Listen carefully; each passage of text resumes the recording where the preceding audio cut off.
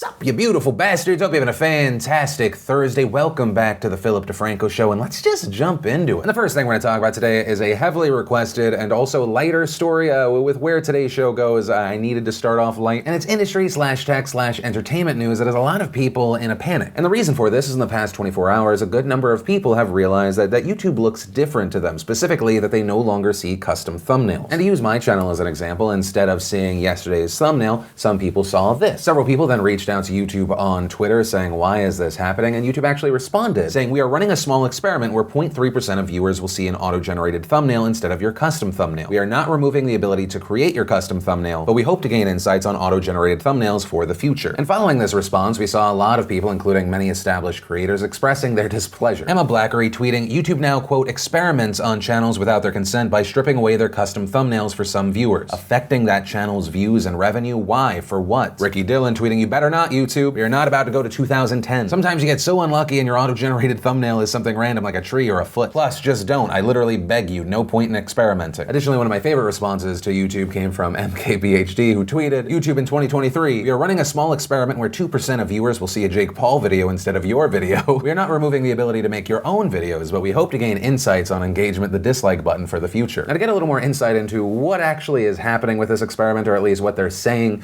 with this experiment, I scrubbed the YouTube help forum and found a post from 2 days ago that had 185 views. And a few key pieces of information I found there included they called this a brief experiment, referring to the time period as the next few weeks. And for people that are not a part of this 0.3% experiment, if you're wondering what your auto-generated thumbnail for your video is, they say it is the second thumbnail that's suggested when you upload your video. Also noting that this will not affect the content of the videos, but to that I would say I don't think anyone did think that. But then also added, there are no current plans to change or remove the ability to add custom thumbnails. We're running this experiment to improve auto-generated thumbnails, a top request we get from creators who use them by testing the effectiveness of auto-generated thumbnails. And what I will personally say to this is, while I very much understand why there are many YouTubers that are concerned and incredibly skeptical and distrusting of YouTube based off of history, I do believe this is going to turn out to be not that big of a deal. YouTube as a company is incredibly aware of how important titles, but then even more specifically thumbnails are for each video, and they even have recommendations on how to make a good one. I mean, really one of the only positives you could try and argue and use as the basis for trying to make auto-generated thumbnails the new standard, that's the way it has to be done, is you could say that it would hurt clickbait, but YouTube's already accomplished that by having the GIF preview of when you hover over a thumbnail. And so with this specific test, I'm inclined to believe YouTube here, that they want to have a very small test to see, how does our system pick thumbnails? How can we make it better for all of the people that don't do custom thumbnails like we do on this channel? And that's something to keep in mind, because based off of your consumption of YouTube, my relationship with YouTube, it's very easy to think of YouTube as YouTubers, people with consistent scheduled shows, but you also have to keep in mind there is 450 hours of video uploaded to YouTube every minute. So there are a ton of people uploading to YouTube where it would be very giving to call them amateur, and they may need and thrive off of this. But still, that said, I understand why YouTubers are concerned here, especially because YouTube kind of downplays the 0.3%. And while that sounds so incredibly small, it's important to remember just this past week at VidCon, they announced that every month they have 1.9 billion logged in users. So if they're being honest about the scale of this, those numbers, you do the math, that's what, 5.7 million users that are not seeing custom thumbnails? And understand, this is an opinion coming from a guy whose career would most likely plummet, since every random still of my show that people can take is just a derp face. Right, so even if this is a small test, that means that YouTube is giving a much less than ideal experience to millions of people right now. An experience they say they are testing for the next few weeks. So for those consumers, that could be incredibly frustrating. But all of that said, I do want to pass the question off to you.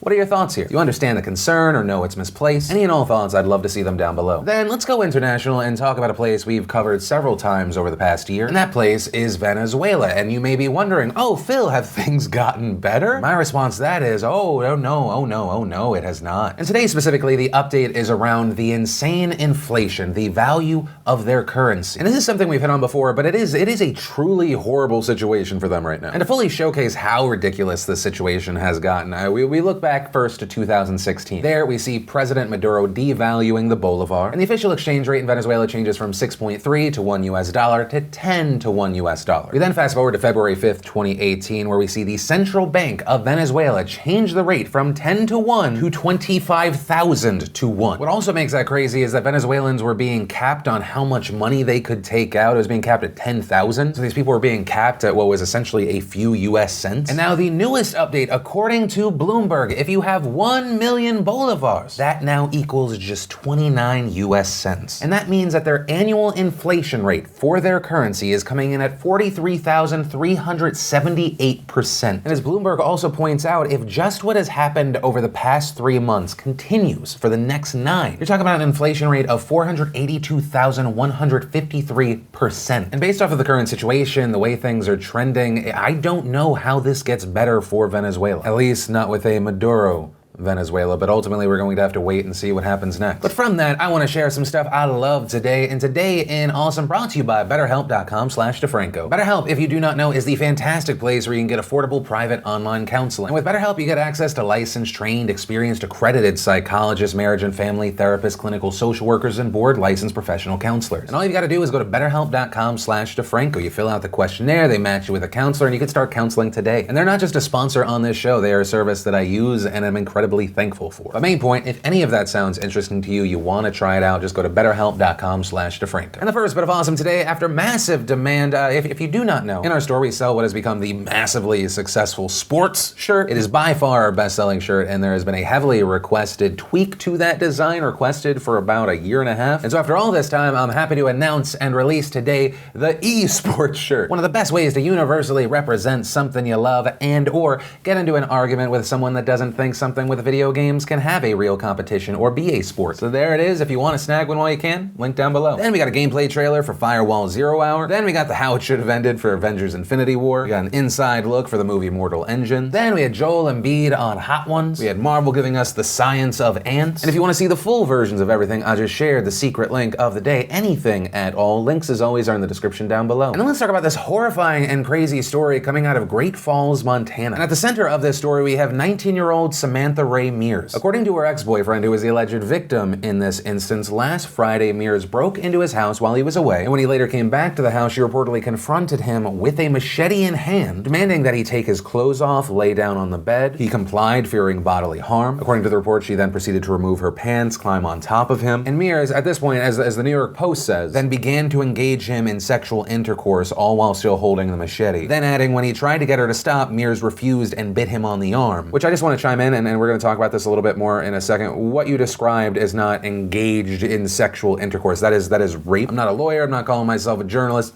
It just sounds like that's rape. We'll touch on that again in a second. And according to the reports, after this was over, she sat naked on the bed, still with weapon in hand. At that point, the ex-boyfriend was able to take several photos, which he has now given to police as evidence. And following this, there was apparently a big blow-up argument, at which time she ripped part of the wall trim off and then urinated on the bed. And after which the ex-boyfriend convinced her that he needed to call a friend about something, at which time he called the authorities. And actually, according to the Great Falls Tribune, this is not the first time she has gotten violent. Reportedly, she had been arrested back in April at the victim's home because she reportedly grabbed his hair, hit him in the face, and tried to strangle him. But that said, now what's interesting with this story is a second story has popped up specifically around the coverage. Many people finding it ridiculous and outrageous that the New York Post at no point calls this rape. That at no time in the Great Falls Tribune that there is any mention of rape. You had a lot of people saying this is an example of the double standard that sexual assault victims who are men have to deal with, saying that in avenues like this, men are ignored or minimized. And there, I do want to say I personally agree that male victims do have to deal with that, but also at the same time point out, I don't believe that it is 100% a journalism problem here, because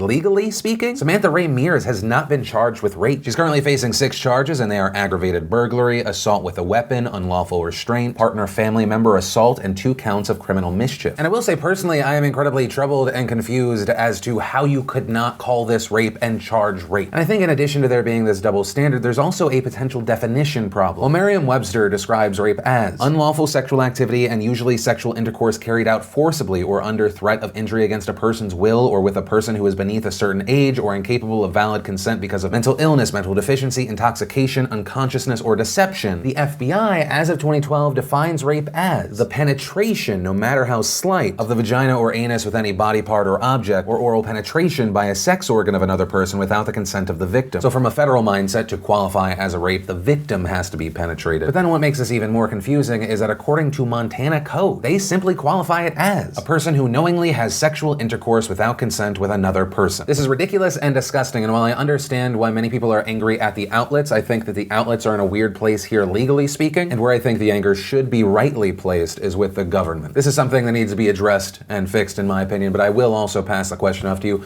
What are your thoughts here? Do you see this as a double standard, intended or not? Do you think no, that it should not qualify? We can agree, we can disagree, just let me know down below. And the last thing I want to talk about today is a story around a guy by the name of Joel Davis. Now, Joel is an Ivy League student. He's been a rising star in the activism world. He worked for the United Nations as a youth ambassador for the UN Special Representative on Sexual Violence and Conflict between 2014 and 2016. He also served as the chairman of the International Campaign to Stop Rape and Gender Violence and Conflict until May of 2018. As part of his UN work, he traveled to several countries around the world. He even worked with Angelina Jolie at one point. He also, and this is a big part of the story, he founded and served as the executive director for the international organization Youth to End Sexual Violence. And according to local news reports, when Davis was 19 years old, he was even nominated for the Nobel Peace Prize for his work trying to end sexual violence. And while maybe a quarter of you right now are thinking, oh, that's nice, Phil's giving us like a story about a good guy, a gasp of fresh air in the shit flood that is the 2018 news cycle. No. Sorry, not this video. This week, Davis has now been exposed as a perverse, disgusting, horrible hypocrite. On Tuesday, he was arrested on multiple charges, including 1 count of attempting to sexually exploit a minor, 1 count of enticing a minor under the age of 18 to engage in sexual activity, 1 count of possession of child pornography, and 1 count of receipt and distribution of child pornography. And those counts carry a sentence anywhere between 10 years to life in prison. So what are the specifics? How did this happen? Well, over the last several weeks, between May and late June, the FBI engaged in a sting operation to catch child predators. You had undercover agents posting messages on fetish website message boards, writing things like, looking for other no-limits taboo pervs in DC area, by dad here, to which Davis reportedly responded with the screen name YoungPerv22, writing, need me to come down and watch your kids for a night? Smiley face. And that conversation between Davis and an FBI agent then turned into text messages. Davis then allegedly wrote that he was into children 0+ and had no limits, also saying that he had had sexual experience with a 9-month-old boy, 6-year-old girl, and 7-year-old boy. At one point in the conversation, the FBI agent told Davis that he has an 8-year-old daughter, and then in another conversation, another agent told Davis he had a 9-year-old daughter, which Davis, and I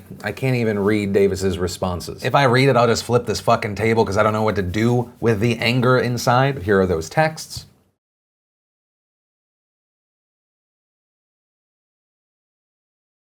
And over the course of the conversations, Davis arranged to meet an 8, 9, and 2-year-old. Davis also reportedly sending horrifically graphic images of children as young as infants engaged in sexual activity with adults to agents, asking the undercover agent to take photos of his fictional 9 and 2-year-old, even writing about the 2-year-old saying, when do you have that baby alone next? I mean, even for a few mins enough to FaceTime. Additionally, after obtaining a search warrant, police found a large stash of child pornography on Davis's cell phone. According to authorities, after his arrest, Davis not only admitted to having a sexual interest in infants and toddlers, but also admitted to keeping the child pornography on his phone, as well as trying to meet up with the fictional children created by the FBI. And following this story, I have a few things that I kind of want to get through. The first is just a massive thank you to the FBI and the people that brought this monster to justice. 2, I know the laws do not allow this right now, but is it possible to throw Davis in a fire? And finally, 3, I think the reason this is so incredibly troubling and infuriating and scary, I think, also just as a parent, is that monsters like this, because they want to get to children, they put themselves in positions where they get that access, and because of that access and that position, it also shields them. It's something that Wendy Silva, a sexual assault victim advocate, really hit on. A pedophile wants access to children. Where are they going to try to be? They're going to try to be where there are children, trying to work in the schools, work in boys and girls clubs, work in, that's where they really try to be. Right? Not only does their position throw people off their scent, it gives them access. And in general, I'm already not a very trusting person with people outside of my bubble, and so this is just messes me up, and I end up hoping, obviously, that these are outlier situations, especially because they're most of the people that are throwing themselves into fields to, educate kids or help vulnerable people. It's usually not a very good paying job, right? They're in it for the cause, to have an impact, change the world in their own little way. But then you're gonna always have wolves trying to find their way in, and I don't know how to deal with that. I don't know, because I'm just now covering the story, it's still fresh in my mind. But I do want to pass the question off to you as far as, well, what is your takeaway from this story? I always appreciate a different different point of view. And that's where we're gonna end it today. And remember, this is the Philip DeFranco Show. It is a show, but it is also a conversation, whether it be the last story, the first one, anything in between. Let me know what you're thinking in those comments down below. And of course, remember, if you like this video, you like what I'm trying to do with this show, hit that like button. If you're new here, hit that subscribe button, ring that bell to get notifications. That way you don't miss this daily weekday news show, which actually, if you did miss any of the last 2 episodes, you can click or tap right there to watch those. But that's it, of course. As always, my name's Philip DeFranco. You've just been filled in. I love yo faces, and I'll see you tomorrow.